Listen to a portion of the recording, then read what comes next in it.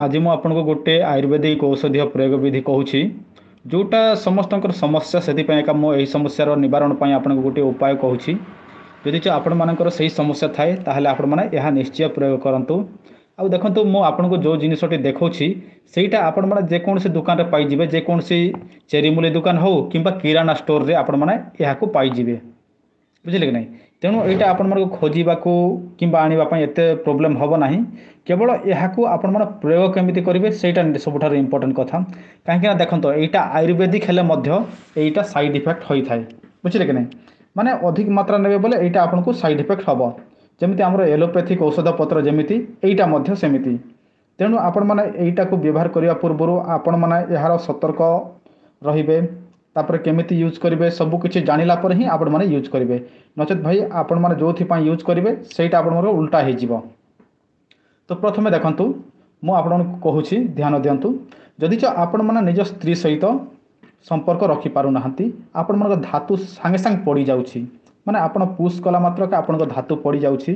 ଯଦି ଆପଣଙ୍କ ସ୍ତ୍ରୀ ଆପଣଙ୍କୁ ଯେତେ ଆଲିଙ୍ଗନ କିସ୍ ଫିସ୍ କରୁ ଯାହା ବି କରୁ ଆପଣଙ୍କର ଉତ୍ତେଜନା ହେଉନାହିଁ, ବାଇଚାନ୍ସ ଉତ୍ତେଜନା ହେଇଗଲା ମାତ୍ର କିଛି ସମୟ ପରେ କ'ଣ ହୁଏ ସେଇଟା ଆପଣଙ୍କର ଯେମିତିକୁ ନିସ୍ତେଜ ଥାଏ ସେମିତି ପୁରା ନଈ ପଡ଼େ, ବୁଝିଲେ କି ନାହିଁ। ଆପଣମାନେ ଦେଖିଥିବେ ଆପଣମାନେ ଏଥିପାଇଁ ଅନେକ ପ୍ରକାରର ଏଲୋପାଥିକ୍ ଔଷଧ ପତ୍ର ବ୍ୟବହାର କରୁଥିବେ, କିନ୍ତୁ ଆପଣମାନେ ଜାଣିଥିବେ ଏଲୋପାଥିକ୍ ଔଷଧ ପତ୍ର ବ୍ୟବହାର କଲେ ଆମର ସ୍ୱାସ୍ଥ୍ୟ ପକ୍ଷେ କ୍ଷତିକାରକ। କିନ୍ତୁ ଆପଣମାନେ ଯଦି ଆୟୁର୍ବେଦିକ ବ୍ୟବହାର କରିବେ କିଛି ଅସୁବିଧା ନାହିଁ। ତାହେଲେ ଆପଣ କ'ଣ କରିବେ, ଏଇଟା ଦେଖନ୍ତୁ ପ୍ରଥମେ ଜାଣି ନିଅନ୍ତୁ ଏଇଟା ହେଉଛି ଜାଇଫଳ। ଆପଣମାନେ ଦେଖନ୍ତୁ ଜାଇଫଳ, ଏଇଟା ହେଉଛି ଜାଇଫଳ। ଆପଣ କ'ଣ କରିବେ ଗୋଟେ ଜାଇଫଳ ନେବେ, ବୁଝିଲେ କି ନାହିଁ। ଗୋଟେ ଜାଇଫଳ ନେବେ କିନ୍ତୁ ଏଇଟା ବେଶ ଗୋଟେ ଆପଣ ୟୁଜ୍ କରିବେ ନାହିଁ। ଆପଣ କ'ଣ କରିବେ ଗୋଟେ ପଥରରେ ଆପଣ ଘୋରିବେ, ଏମିତି ପଥରରେ ଘୋରିବେ, ବୁଝିଲେ କି ନାହିଁ। ପଥରରେ ଘୋରିଲା ପରେ କମ୍ ସେ କମ୍ ଆପଣମାନେ ଗୋଟେ ଚାମଚ ନେବେ, ଗୋଟେ ଚାମଚରେ ଭର୍ତ୍ତି କରି ଯେମିତି ଗୋଟେ ଚାମଚକୁ 4 ବଣ୍ଟା କରିବେ, ବୁଝିଲେ କି ନାହିଁ। ଗୋଟେ ଚାମଚକୁ 4 ବଣ୍ଟା କରିବେ, ଯେଉଁଟା ଗୋଟେ ବଣ୍ଟା ୟୁଜ୍ କରିବେ ଆଉ ଗୋଟେ ବଣ୍ଟା ଆଉ 3 ବଣ୍ଟା ଆପଣ ରଖିଥିବେ ସେଇଟା ଅଲଗା ଟାଇମ୍ରେ ୟୁଜ୍ କରିବେ, ବୁଝିଲେ କି ନାହିଁ। ଘୋରିବେ, ଦେଖନ୍ତୁ ଗୋଟିଏ ଫଳ ଆପଣମାନଙ୍କର କମ୍ ସେ କମ୍ 6ରୁ 7 ଦିନ ପର୍ଯ୍ୟନ୍ତ ଯିବ। ଗୋଟିଏ ଫଳ ଏଇ ସାଇଜ୍ର ଫଳ ଗୋଟିଏ ଫଳ 6ରୁ 7 ଦିନ ପର୍ଯ୍ୟନ୍ତ ଯିବ। ସେଇ ହିସାବରେ ଆପଣମାନେ ଡିଭାଇଡ଼ କରିବେ। ଆଉ ଆପଣ କ'ଣ କରିବେ ସେଇଟା ଘୋରିବେ ଆଉ ଗୋଟେ ଗ୍ଲାସ୍ କ୍ଷୀର କିମ୍ବା ଅଧା ଗ୍ଲାସ୍ କ୍ଷୀରରେ ଯେଉଁଟା ଆପଣ ଘୋରିକି ରଖିଥିବେ, ବୁଝିଲେ କି ନାହିଁ, ସେଇଟା କ'ଣ କରିବେ ପକାଇଦେବେ ଏବଂ ଆପଣ ପିଇବେ।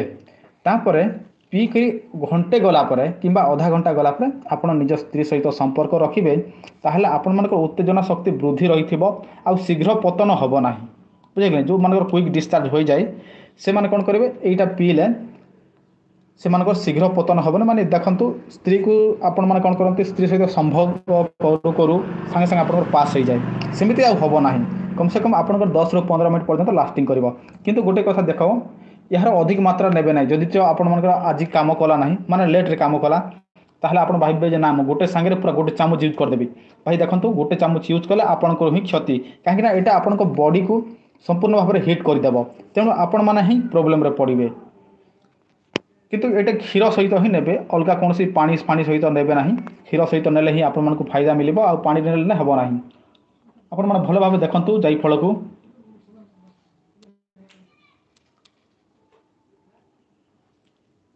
ବୁଝିପାରିଲେ ତ। ଦେଖନ୍ତୁ ଏଇଟା ଆପଣଙ୍କ 6-7 ଦିନ ପର୍ଯ୍ୟନ୍ତ ଯିବ। ଏଇଟାକୁ ଆପଣ 6-7 ଦିନ ପର୍ଯ୍ୟନ୍ତ ୟୁଜ୍ କରିବେ। ଆଉ ଯେଉଁମାନଙ୍କର ହାର୍ଟ ପେସେଣ୍ଟ ସେମାନେ ଏହା ବ୍ୟବହାର କରିବେ ନାହିଁ। ଯଦି ଏହା ବ୍ୟବହାର କରିଲେ ଅସୁବିଧା ହେବ